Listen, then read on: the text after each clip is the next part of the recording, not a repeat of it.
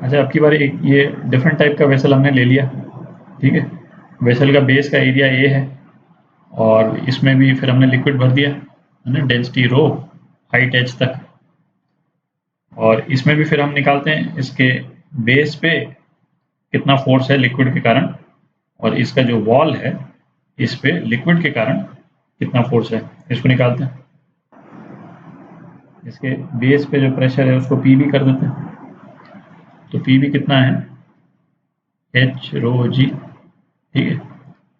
तो force on the base liquid के कारण, है ना, ऊपर एटमॉस्फेरिक प्रेशर उसको नहीं ले रहे हैं, केवल लिक्विड के कारण जो फोर्स होगा वो क्या होगा, पी बी इंटू एरिया, तो एच रो जी एरिया, ठीक है। तो ये क्या हो गया, एच ए रो जी, इस तरह से लिखा है मैंने। ये जो एच ए जो है ये कौन से पोर्शन का वॉल्यूम है, ये जो बेस के डायरेक्टली ऊपर जो लिक्विड है, बेस के डायरेक्टली ऊपर ये वाला पोर्शन है लिक्विड का, ठीक है। तो ये केवल इसी का वॉल्यूम है, पूरे लिक्विड का वॉल्यूम नहीं। तो बेस पे जो फोर्स पड़ रहा है वो लिक्विड के वेट से कम है, ठीक है, क्योंकि इसमें फिर लिक्विड का ये वाला पोर्शन तो आया ही नहीं, जो एच ए रो जी अपन जो देख रहे हैं, ठीक है। तो बेस पे जो फोर्स लगा है वो लिक्विड के वेट से कम फोर्स लग रहा है, ठीक है। लिक्विड का वेट है, तो एफ बी जो है वो डब्ल्यू से कम है, ठीक है। पिछले वाले वीडियो में अपन ने देखा, उस केस में एफ बी जो है वो एग्जैक्टली लिक्विड के वेट के बराबर था, है कि नहीं। इसमें जो है वो उससे कम है। अब वॉल पे निकालते हैं, वॉल पे क्या फोर्स है। जिस तरह से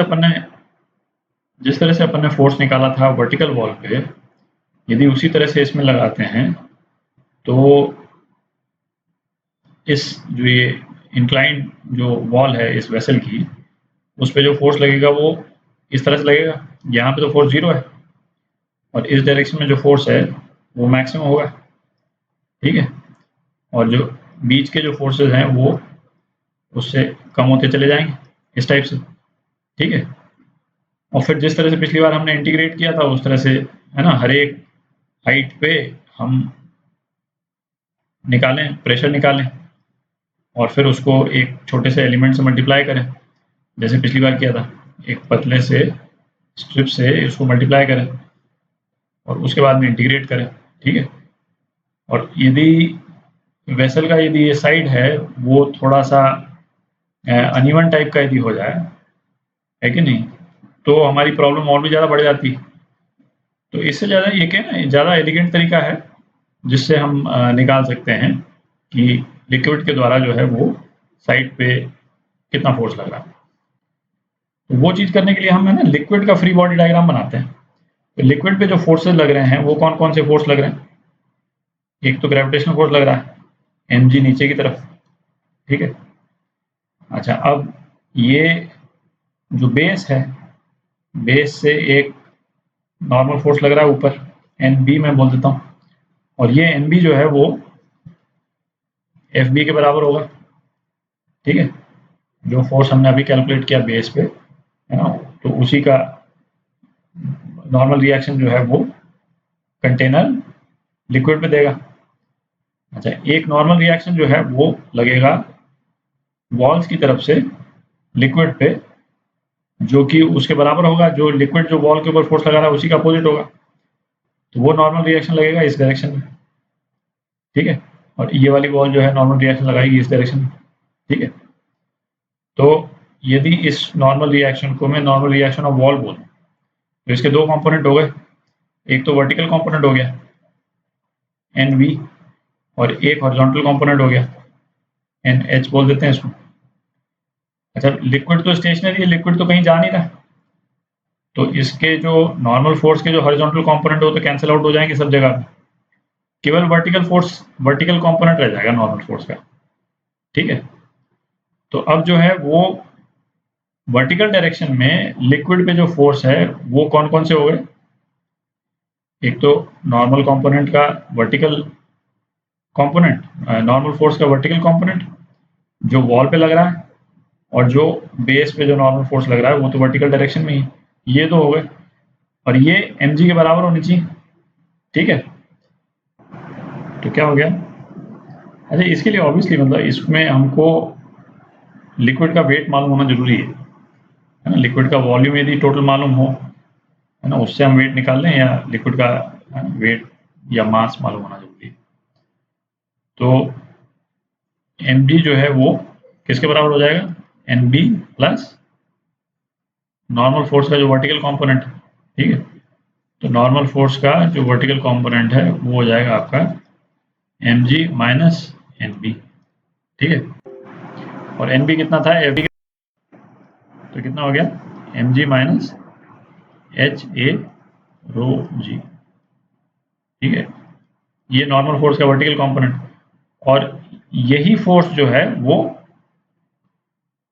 लिक्विड वॉल पे लगा दी है, उसी का तो नॉर्मल रिएक्शन है। ठीक है, तो force by liquid on wall ये कितना हो जाएगा? एनवी के बराबर हो जाएगा। ठीक है, नेट फोर्स जो है वो लिक्विड का वॉल के ऊपर एनवी के बराबर हो जाएगा। ठीक है, तो ये इंपॉर्टेंट रिजल्ट है ना, और जिस तरह से अपन ने किया उसको भी ध्यान में रखें, तो ये एक इंपॉर्टेंट रिजल्ट है। अब एक और शेप लेकर के देखते हैं। ठीक है, अच्छा, ये अब की बार हमने वेसल का शेप और फिर चेंज कर दिया है कि नहीं। फिर निकालते हैं फोर्सेस। तो बेस पे तो यही प्रेशर था, पीबी, अब की बार भी वही है, पीबी एच रो जी। ठीक है, तो बेस पे जो फोर्स आया वो क्या आया? एच रो जी इंटू एरिया, और इसको यदि मैं एच और एरिया एक साथ लिख दूं, तो अब आप देखें ये जो वॉल्यूम है, ये वॉल्यूम क्या है ना, ये फोर्स लग रहा है इस पे एफ बी। तो ये फोर्स आप देखें, जो जितना पानी है उससे भी ज्यादा फोर्स लग रहा है। ठीक है, ये फोर्स यदि पानी आपका यहाँ, ये पूरा पोर्शन यदि पानी होता, ये जो वॉल्यूम जो है ना, क्योंकि एरिया तो हम बेस का ले रहे हैं, तो यदि ये पूरा पोर्शन पानी होता, ये जो मैंने बना दिया है ए बी सी और डी, ये पूरा कॉलम यदि पानी होता, तब उतना फोर्स जो है वो बेस के ऊपर आता।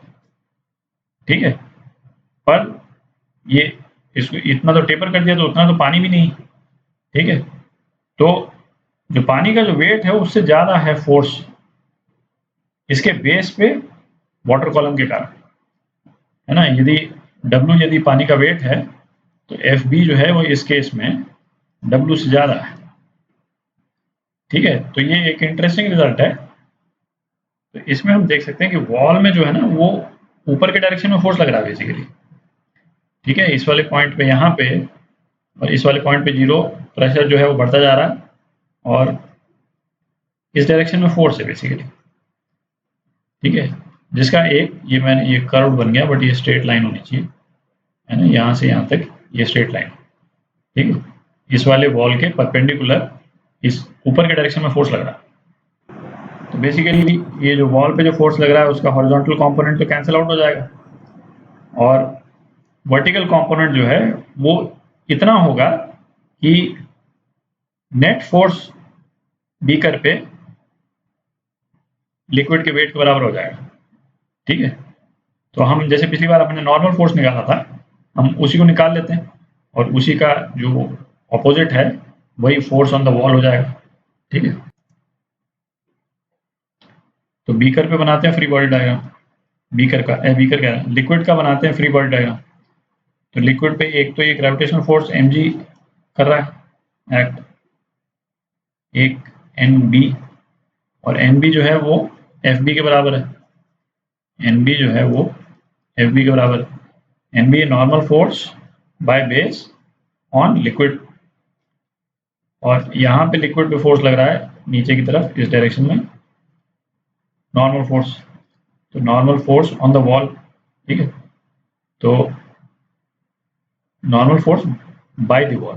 ठीक है, ये नॉर्मल फोर्स का हॉरिजॉन्टल कंपोनेंट, और ये फिर नॉर्मल फोर्स का वर्टिकल कंपोनेंट। ठीक है, तो नॉर्मल फोर्स का हॉरिजॉन्टल कंपोनेंट तो जैसे पिछली बार हमने देखा कैंसिल आउट हो जाएगा, क्योंकि लिक्विड तो कहीं जा नहीं रहा, हॉरिजॉन्टल डायरेक्शन में कोई नेट फोर्स है नहीं।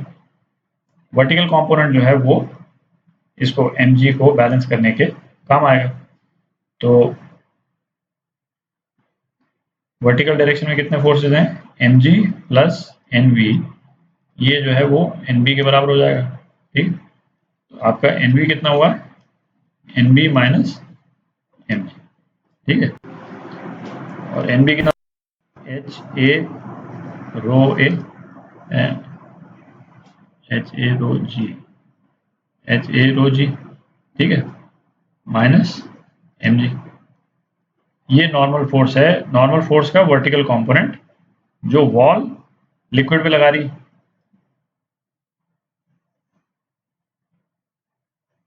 ठीक है, और लिक्विड जो है वो वॉल पे एग्जैक्टली इसके अपोजिट डायरेक्शन में फोर्स लगा रहा है, एफ बी लिख देते हैं, तो ये हो गया एफ एल बी लिख देते हैं, force by liquid on the wall vertical direction में।